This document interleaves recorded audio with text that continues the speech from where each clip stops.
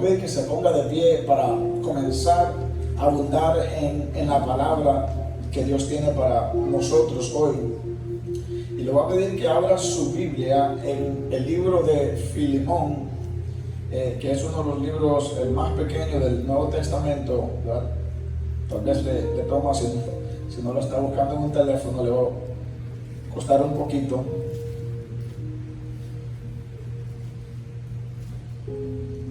Y quiero que miren el libro de Filemón.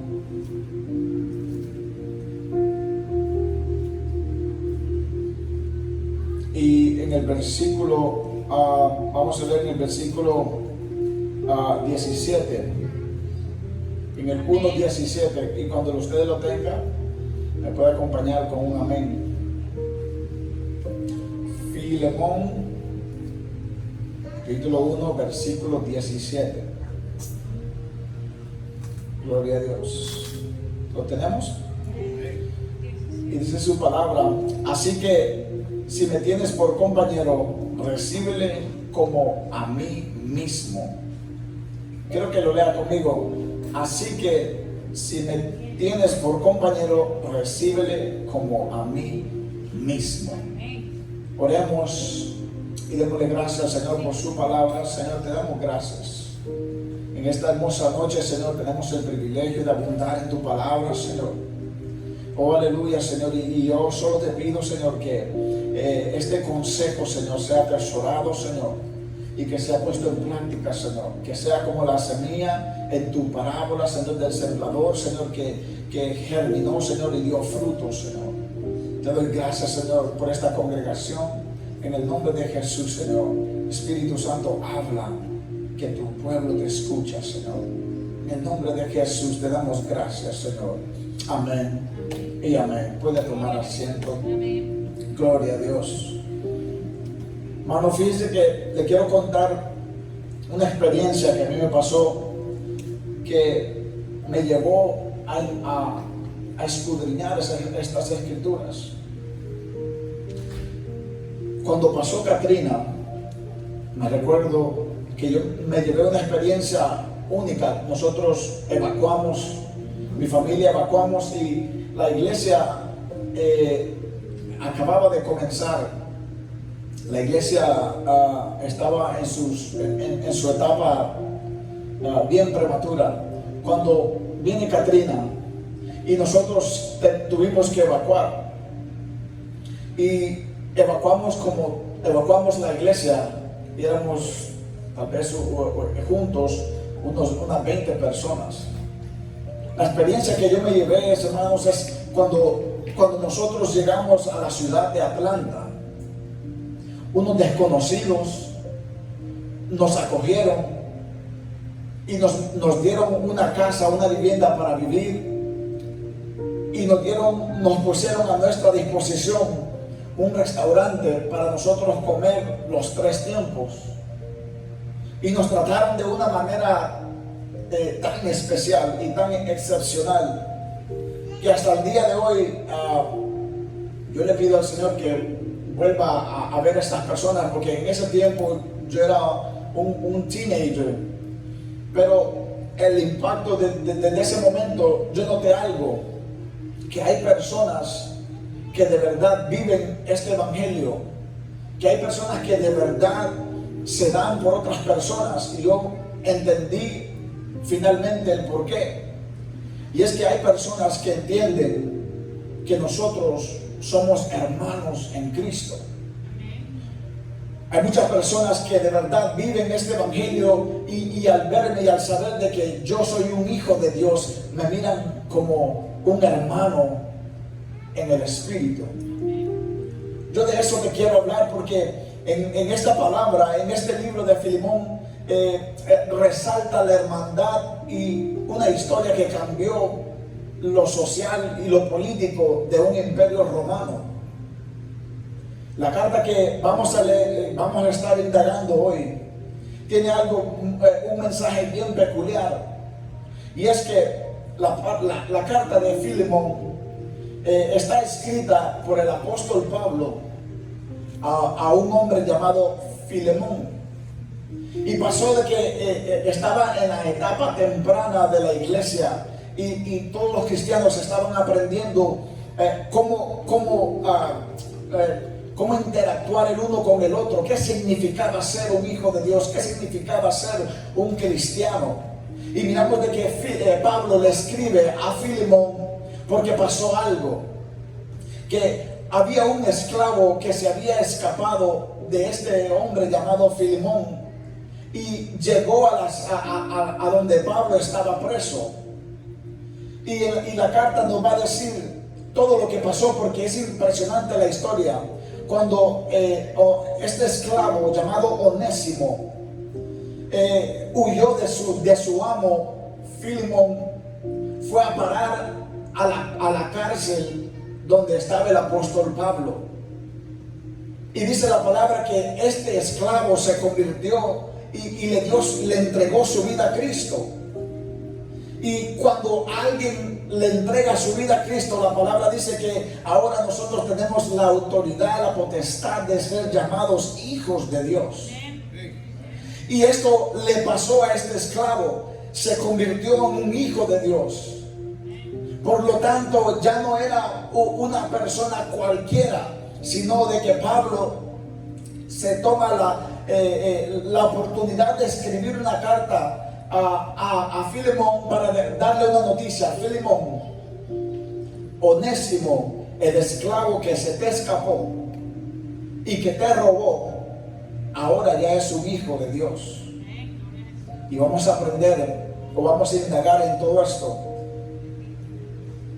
Pero lo que yo quiero rescatar de esta historia, y vamos a entrar más en la historia, es, hermanos, el poder que tuvo el evangelio para trastornar a toda una civilización, y el poder del evangelio hace 2000 años para trastornar a esta civilización romana es tan poderoso, fue tan poderosa ayer como lo es hoy para transformar las vidas y toda nuestra sociedad. Yo lo creo, yo lo he visto porque me ha impactado este evangelio. Dice su palabra en Romanos 8:28, porque a los que Dios conoció de antemano, también los predestinó a ser transformados según la imagen del Hijo, para que él sea el primogénito entre muchos hermanos.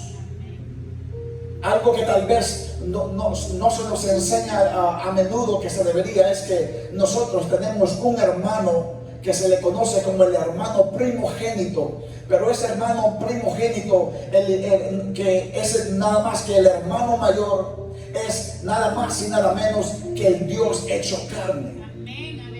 Como decía la alabanza que entonaba mi hermana hermosa, la alabanza, la deidad se hizo carne, se hizo hombre. Y esta deidad que se hizo carne, la palabra aquí en Romanos 8:29 dice que es el primogénito o el hermano mayor entre muchos hermanos. Es por eso que la pastora Michelle me puede decir, hermano, puede venir a predicar, aunque yo no los conozco, y ustedes no me conocen, pero todos aquellos que han recibido al Señor Jesús, nosotros compartimos algo que no tiene valor, o no alcanza cómo cuantificarlo, y es que tú y yo somos hijos de Dios. Amén, aleluya, gloria a Jesús. Y es por eso que podemos convivir los unos con nosotros.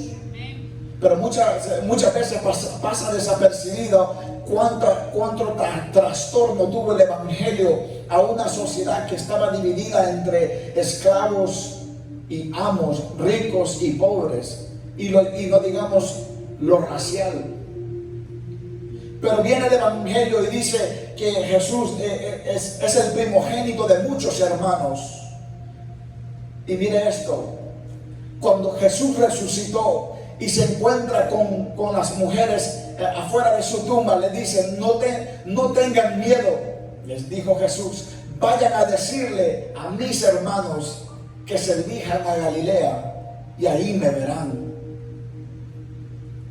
Jesús, cuando resucita, lo primero la primera distinción que hace, que ahora son hermanos míos, porque ahora se convierten a través de la resurrección de Jesús. Es que nosotros venimos a ser injertados en Jesús, en Dios.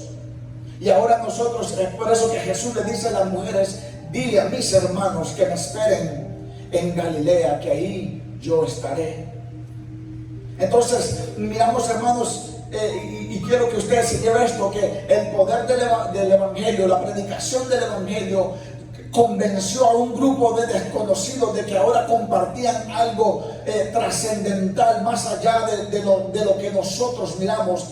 El Evangelio convenció a un grupo de personas que, aunque tenían diferentes clases sociales, esas clases sociales se eliminaban, porque ahora compartíamos en común de que ahora somos hermanos por ser hijos de Dios. Y esta es la dinámica que encontramos, amados hermanos, en el libro de Filemón. Mire, en el versículo vamos a leer, y como es una carta chiquitita, vamos a pasar por toda la carta. Dice la palabra que Pablo escribe a Filemón y le dice: Pablo, prisionero de Jesucristo, y el hermano de Timoteo, el amado Filemón, colaborador nuestro. Cuando Pablo escribe esto, le dice: Filemón, tú eres un colaborador nuestro. Parecía de que este Filemón aportaba, porque tenía dinero, aportaba al ministerio de Pablo. Y le dice: tú eres un colaborador nuestro. Y le da un saludo, y le dice: y a la amada hermana Apia, y a Arquipo, nuestro compañero de milicia, y la iglesia que está en tu casa. Parece que Filemón tenía una iglesia un tipo de célula en su casa, y tenían una hermandad, una relación bien cercana con el apóstol Pablo. Y le dice: gracias a vosotros, a Dios vuestro Padre, del Señor Jesucristo, doy gracias a Dios, haciendo siempre memoria de ti en mis oraciones, porque oigo del amor y de la fe que tienes hacia el Señor Jesús y para todos los santos, para que la participación de tu fe sea eficaz en el conocimiento de todo el bien que está en vosotros por Cristo Jesús. Pues tenemos gran gozo y consolación en tu amor, porque por ti, oh hermano, han sido confortados los corazones de los santos. Básicamente diciéndole: gracias Filemón, por todo lo que has hecho, por la iglesia, por las obras, es por ti que nosotros, la iglesia, se encuentra bien. Es como cuando alguien lo va a regañar y le dice primero: tú has hecho todo bien, tú te portas bien de vez en cuando, pero viene el pero, o viene después de saludarlo, el apóstol Pablo le hace sentir la razón de esta carta. Le dice en el versículo 8: por lo cual, aunque tengo mucha libertad en Cristo para mandarte lo que te conviene. En otras palabras, mira, yo tengo autoridad sobre ti. Tengo mucha autoridad sobre ti. Pero dice: más bien te ruego por amor, siendo como soy, Pablo, yo anciano, y ahora además prisionero de Jesucristo. Ahora mire, amados hermanos, la dinámica que se envuelve cuando tú sabes de que yo soy tu hermano y tú eres mi hermano. Pablo no agarra de su autoridad para decirle: mira, yo te voy a dar unas directrices A, B y C, sino que el apóstol Pablo, como hermano mayor, como un hermano más maduro en la fe, le dice a Filemón: más bien te ruego por amor, siendo como soy, Pablo, ya anciano y prisionero. Es algo, amados hermanos, que nosotros podemos aprender del apóstol Pablo, que muchas veces nosotros tenemos autoridad sobre los demás, tal vez por ser los pastores, tal vez por ser un líder, pero cuando nosotros entendemos que es mi hermano a quien yo le voy a hablar, no lo voy a golpear con las palabras. Hay un trato de respeto mutuo entre nosotros, porque nosotros queremos alcanzar un mismo objetivo, y es agradar a Dios. Y el apóstol Pablo le dice: mira, no es por mi autoridad, sino yo te ruego como mi hermano que sos. Cuando nosotros entendemos que mi hermano que cada uno de ustedes son mis hermanos y viceversa, entonces nosotros hablamos a través del amor, no de la autoridad. Porque usted se encuentra en la calle con un policía, el policía no tiene por qué ser amable con usted. Usted tiene que acatar las leyes porque son las leyes. Pero muy diferente es cuando usted trata con un hermano. Cuando un hermano comete un error, es a través del amor en Jesús que nos tenemos que se tratan las cosas. Mire, te ruego por el amor que hay entre nosotros. Ahora podemos entender por qué la sociedad comenzó a trastornarse. Porque un amo, un cristiano que tenía esclavos, y ahora un Pablo que tal vez dice que estaba en otra ciudad, ahora le manda un consejo a través del amor del Espíritu. Y ese es el poder que hay entre nosotros, amados hermanos, que no importa la distancia, nosotros reconocemos autoridades si son puestas por Dios. ¿Cuántos dicen amén? Y Pablo le continúa diciendo: te ruego por mi hijo Onésimo, a quien engendré en mis prisiones. Mire, para tocarle el corazón a Filemón, le dice: mira, Onésimo es como mi hijo, porque él se convirtió conmigo en las cárceles. Yo no sé, amados hermanos, si usted ha tenido la experiencia de tener la dicha de traer a alguien a los pies de Cristo. Pero déjame decirte que una vez que tú traes a alguien a los pies de Cristo, nunca jamás se te va a olvidar esa persona, y hay un vínculo personal que es duradero, aunque las personas cambien. Tal vez te traicionen, pero esa etapa, yo te digo así, cuando tú experimentas de que Dios te usa para que una persona se convierta en hijo de Dios, oh aleluya, hay un enlace emocional con esas personas que me gustaría que, y te animo a que tú busques esa experiencia. Porque Pablo le dice: mira, Onésimo, el que te robó, el que huyó de ti, es como mi hijo. Esa es la relación que nosotros tenemos como hermanos.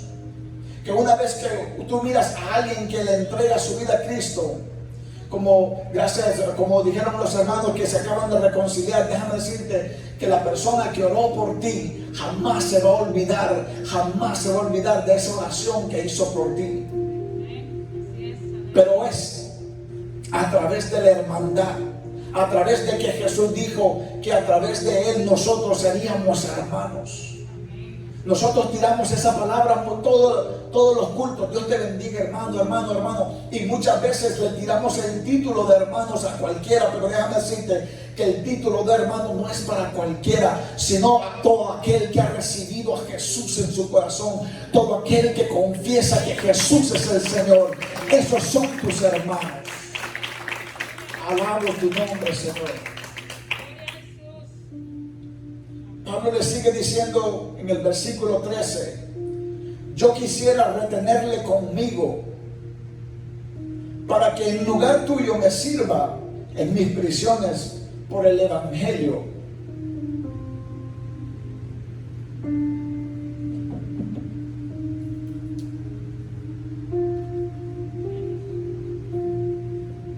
Imagínese esto. Pablo le dice: a mí me conviene más mi hermano Onésimo que esté junto a mí. Personalmente, a mí me conviene más que Onésimo me sirva a mí en el evangelio.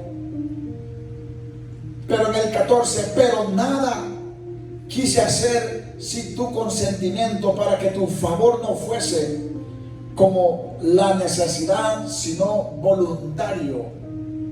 Pablo le dice: lo que yo te voy a pedir a ti que tú hagas, no quiero que lo hagas porque yo soy porque soy una autoridad espiritual, sino quiero que lo hagas voluntariamente.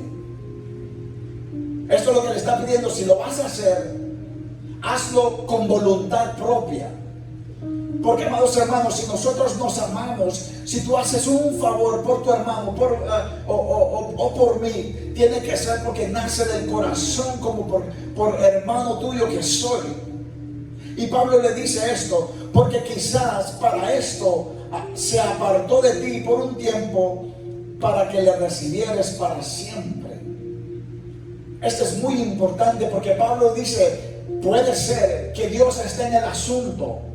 Puede ser, y para mí como que Pablo le tira algo, porque le dice, puede ser como tú no pudiste presentarle el evangelio, como tú en tu casa este hombre no pudo entender, no pudo recibir el evangelio, quizás fue para esta razón que él huyó en el propósito de Dios, en el propósito tal vez de Onésimo. Estaba huyendo de un amo que no quería, pero en el propósito de Dios estaba huyendo a correr atrás de Jesús cuando se encuentra con el evangelio predicado por el apóstol Pablo. Quizás para esto este hombre fue enviado a ti, y yo siento en el espíritu, dice Pablo, como que esto es lo que tengo que hacer. Que aunque a mí me conviene más, pero no es lo que me convenga a mí, sino lo que le convenga al evangelio. Cuando tú y yo aprendes, amados hermanos, que somos hermanos en Cristo, pero tenemos una prioridad, que es que el evangelio se expanda, que el evangelio alcance a aquel, aleluya, que no lo ha alcanzado, sin aprovecharme del evangelio, sino que la gente se aproveche de las buenas nuevas de salvación. Quizás para esto fue que pasó todo esto. Ahora te pido que lo recibas como tu hermano. Ese es el poder, amados hermanos, del evangelio que tú has creído, y el evangelio que nosotros predicamos. Poder para cambiar los corazones y cambiar, amados hermanos, las estructuras sociales. Cosa que muchos oradores, grandes libertadores han querido hacer. Han querido traer libertad a su nación, libertad, y predicar con políticas, tratar de cambiar los extractos sociales, pero nadie lo ha logrado. Pero viene Jesús y dice, todo el que me confiesa como su Salvador, va a ser llamado hijo de Dios, y por lo tanto hay igualdad entre todos. Ese es el poder del evangelio. En el 16 Pablo le dice, pero cuánto más para ti, tanto como en el Señor. Así que si me tienes por compañero, recíbele como a mí mismo. Pablo le dice, recíbele como a mí mismo. Cuando yo leía esta carta, amados hermanos, me impresionaba, porque si nosotros pensamos en el contexto histórico donde Pablo escribe esta carta, Pablo está adelantado más de 2000 años, se adelantó a lo que vendríamos a hacer, o lo que nosotros conocemos hoy como la libertad de expresión, o la libertad de locomoción, de usted ir donde usted quiera. Lo que Pablo estaba predicando solo hace 200 años, fueron liberados los esclavos aquí de Estados Unidos, aproximadamente. Mas sin embargo, Pablo hace alrededor de 2000 años le dice, este ya no es un esclavo, este es un hermano tuyo, hermano mío.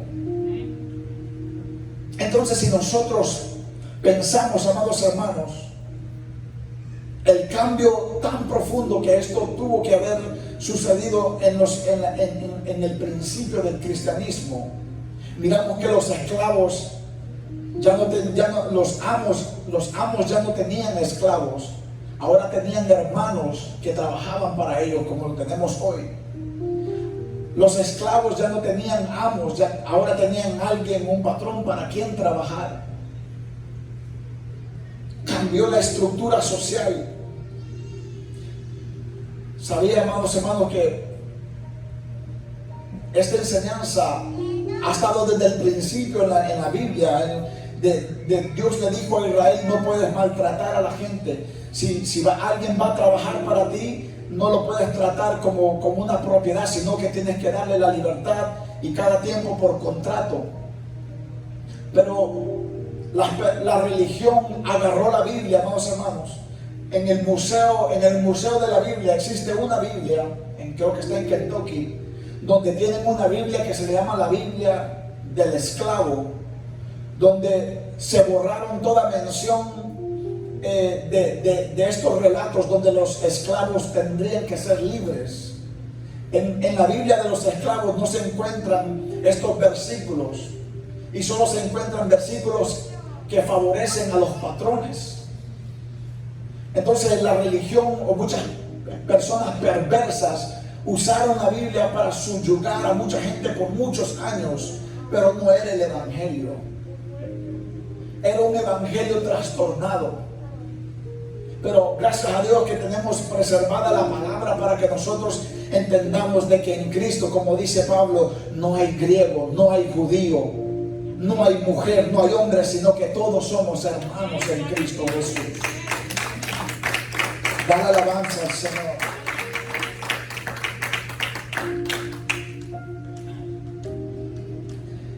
Esta manera de ver las cosas del apóstol Pablo no fue algo que él se inventó.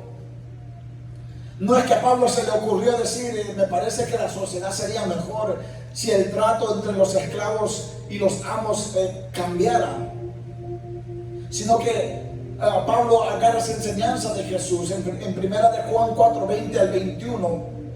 Quiero que lo leamos.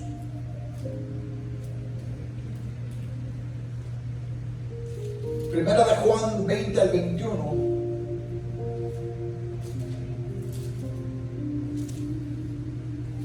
Primera de Juan 4, 20 al 21.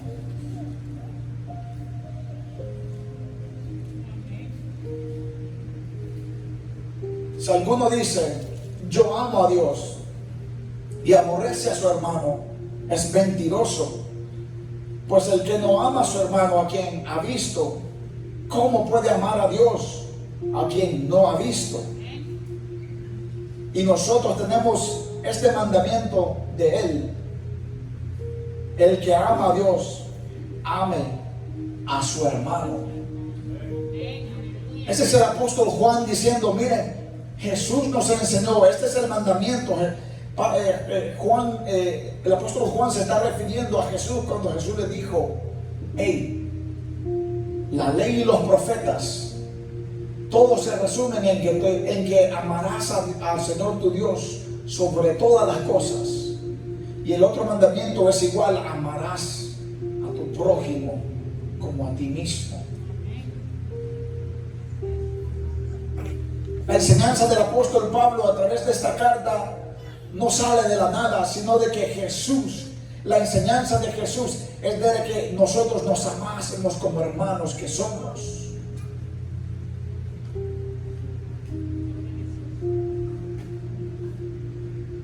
Y como hizo el apóstol Pablo, nosotros tenemos un deber, amada iglesia, de fomentar, porque la relación de hermandad se fomenta. Y algo que aprendimos de la carta de Filemón es de que entre hermanos hay contiendas. Pero imagínese el apóstol Pablo diciéndole a Filemón: Filemón, este te robó y se escapó de ti, pero ya es cristiano, perdonado, aquí se queda conmigo. Pero la enseñanza de esto es de que cuando hay problemas entre hermanos, el apóstol Pablo le dice a Filemón, a Onésimo: tú tienes que regresar a quien ahora es tu hermano para arreglar las cosas. Como hermanos, amados hermanos, no quiere decir que nosotros no tenemos problemas entre nosotros, o discusiones o contiendas, pero lo que enseña la palabra es que nosotros no corramos del problema, porque lo más fácil para nosotros, o lo más fácil para Onésimo, es decir, no tenés que ir a la iglesia de Filemón, porque Filemón tenía una iglesia en su casa. Pero el apóstol Pablo le dice: mira, anda a la iglesia, anda con Filemón, y arreglen su problema y después nosotros nos entendemos. Porque lo más fácil es, me peleé con mi hermano, me voy para otra iglesia. Pero la palabra nos dice que hay que confrontar los problemas y arreglarlos. Esa es la enseñanza, una de las enseñanzas que nos da en esta hermosa carta. Y nosotros no solo arreglar los problemas, amados hermanos, sino que la palabra nos manda a nosotros a fomentar la unidad entre nosotros. Es por eso que la palabra nos dice: no dejen de congregarse como muchos tienen por costumbre. Está bien, nosotros, tú y yo venimos a adorar a Dios, a la casa de Dios. Pero una de las cosas que nosotros, por las cuales nos reunimos, es por fomentar la unidad también entre tú y yo. En medio de esta pandemia, muchos de nosotros hemos experimentado lo que es estar mucho tiempo separados del rebaño del Señor. Y yo no sé a ti, pero a mí me ha pasado de que ya el segundo domingo ya me sentía incómodo, porque mi alma anhelaba, como decía la palabra, yo me alegré con los que decían: a la casa del Señor iremos. Por eso yo quiero que te des un aplauso por estar aquí, por congregarte, porque aunque hay un riesgo mínimo, tú dijiste: yo tengo que ir a adorar al Señor con mis hermanos. Y esa es hermandad que nos tiene aquí. Hay muchas personas que prefieren no correr el riesgo, aunque es mínimo, pero hay personas que han entendido que es mejor adorar a Dios en congregación. Es aquí, amados hermanos, donde se fomenta ese amor tan genuino. Y yo te animo, amado hermano, ya seas líder o no seas líder, si algo te llevas de todo esto, es mi ánimo, mi consejo para ti, de acercarte a alguien que tú consideras que es un hijo de Dios, y acercarte a Él y acercarlo más, estrechar más esos lazos, esos vínculos emocionales en Cristo. Porque si hay algo, amados hermanos, que hace crecer la iglesia, que si hay algo que hace crecer la iglesia, es la confraternidad. Por eso dijo Jesús: en esto van a conocer que ustedes son mis discípulos, en que ustedes se amen los unos con los otros. Es por eso, amados hermanos, que mi consejo es: no olviden de congregarse.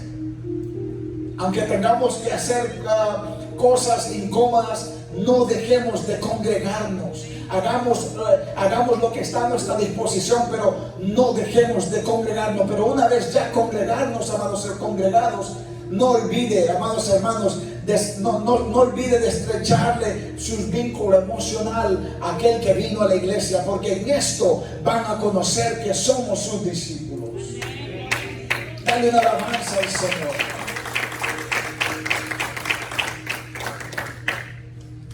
Quiero contar algo que a mí me pasó, y hasta el día de hoy no lo creo, pero una vez invité a una muchacha, cuando estaba en high school, en la escuela, invité a una muchacha a mi iglesia.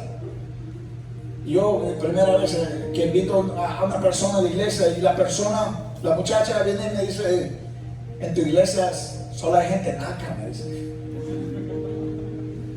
Yo la quedo viendo.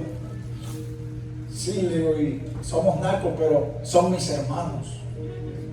Nunca, jamás la volví a invitar. Y aquí entre nosotros, ella también era bien naca, Pero al lugar donde Dios te ha asignado, amados hermanos, al lugar, si este es el lugar que Dios te ha asignado, es tu deber estrechar los vínculos emocionales. Porque tú no sabes el impacto que una comida, una invitación: te invito a mi casa, ven a comer a mi casa. Tú no sabes el impacto que eso tiene. Déjame decirte que nosotros emigramos de Honduras a Nueva York y llegamos a una tierra bien extraña.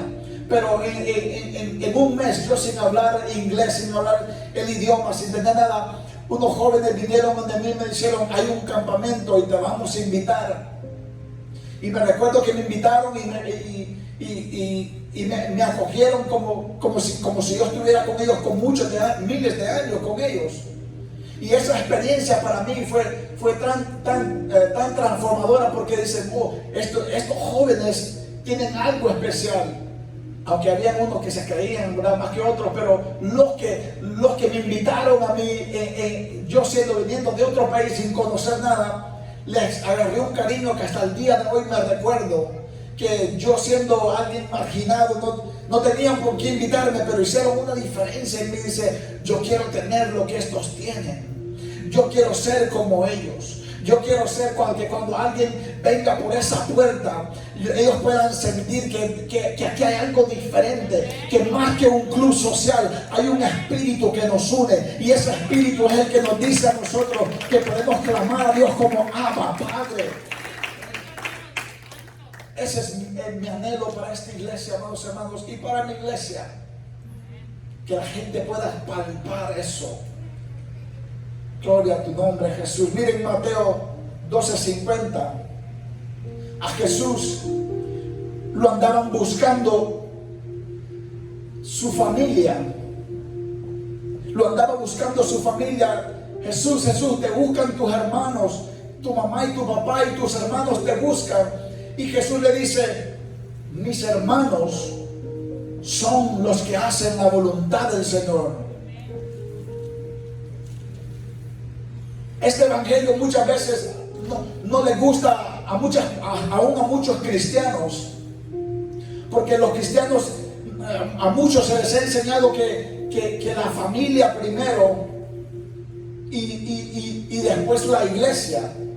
Pero Jesús dijo que Él venía para traer disensión entre el padre con la madre, el hijo contra los padres.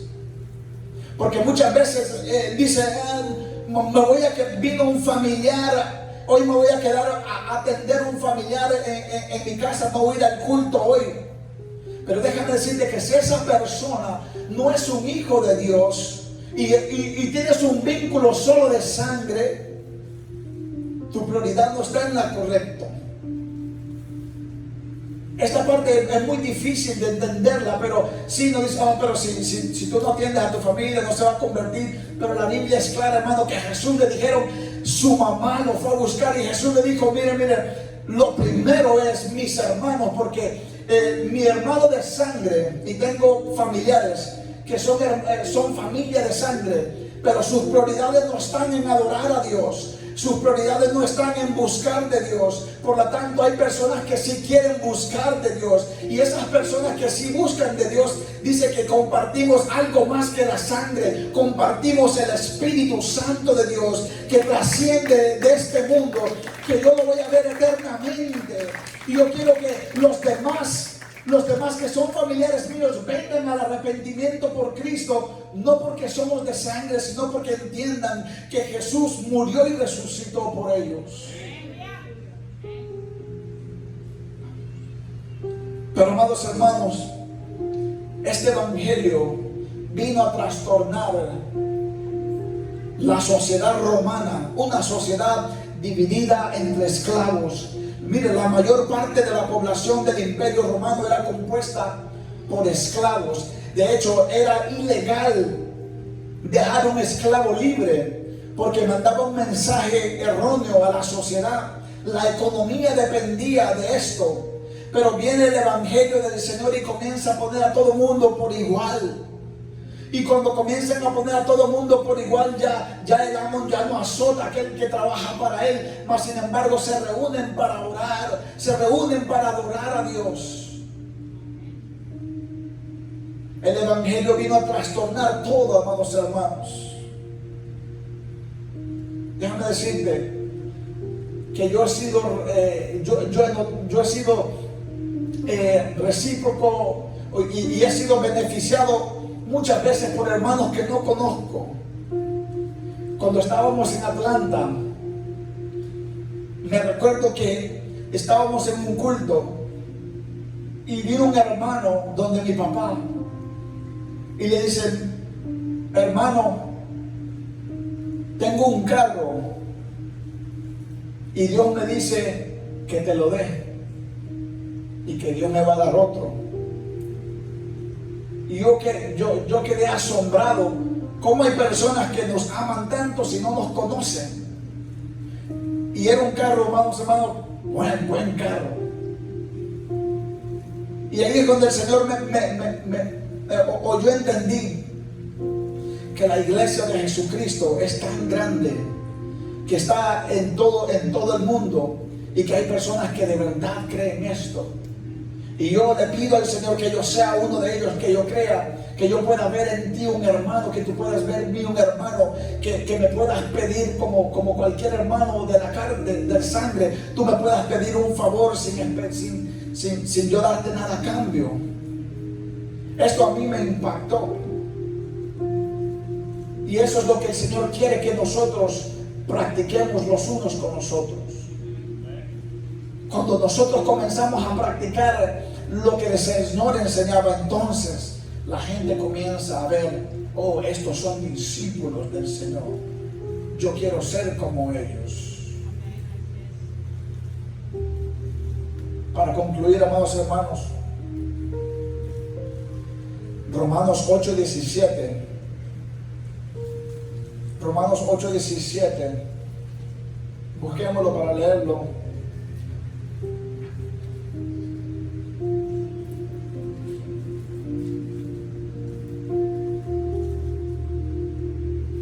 Gloria a Dios.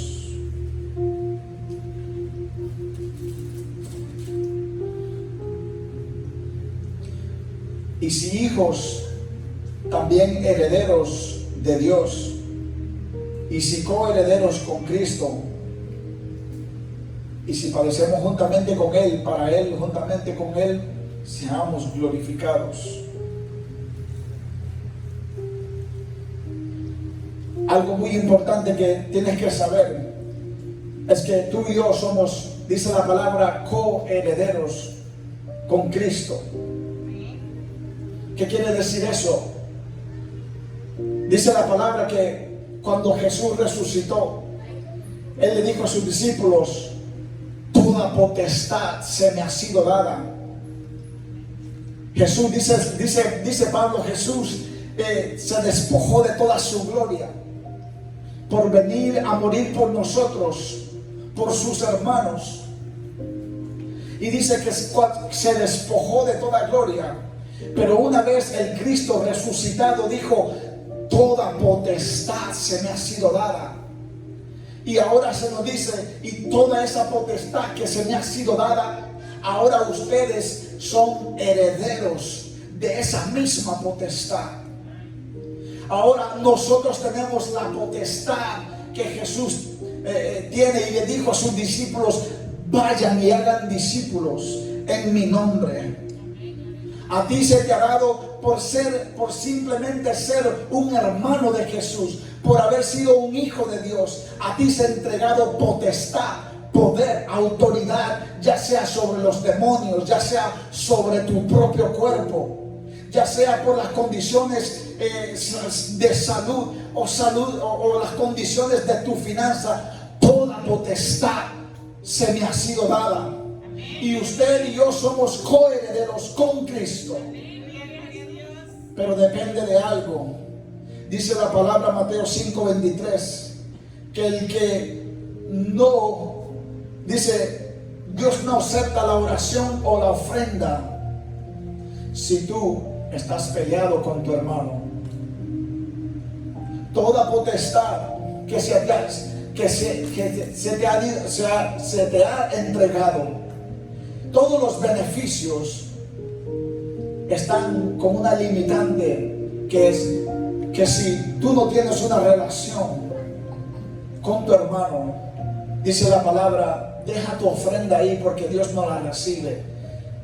Tu oración no la recibe porque no estás reconciliado con tu hermano. El apóstol Pablo le entendió esto. Onésimo ahora es un hijo de Dios, pero Onésimo no va a prosperar hasta que no vaya frente a Filemón Perdóname, hermano mío, porque te robé. Perdóname porque me escapé. Fui contra la ley. Perdóname por todo lo que te hice. Entonces el apóstol Pablo, que entendió que para nosotros crecer tenemos que nosotros perdonarnos los unos a los otros.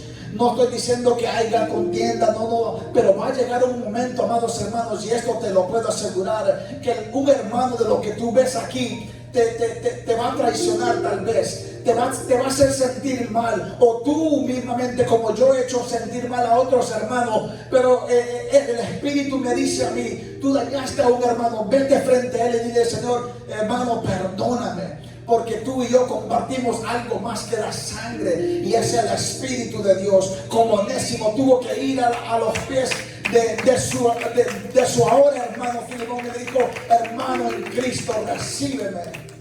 El Evangelio del Señor sigue siendo predicado hoy y sigue transformando nuestra sociedad, y ahora sigue invitando a todo aquel que quiera ser hermano y coheredero de Cristo, que vengan a los pies del Señor y reciba toda su herencia. Pongámonos sobre nuestros pies y démosle gracias al Señor, porque nuestro hermano mayor, el hermano primogénito, nos ha entregado una herencia eterna, y es la vida eterna, de la cual tú y yo podemos gozar y echar mano.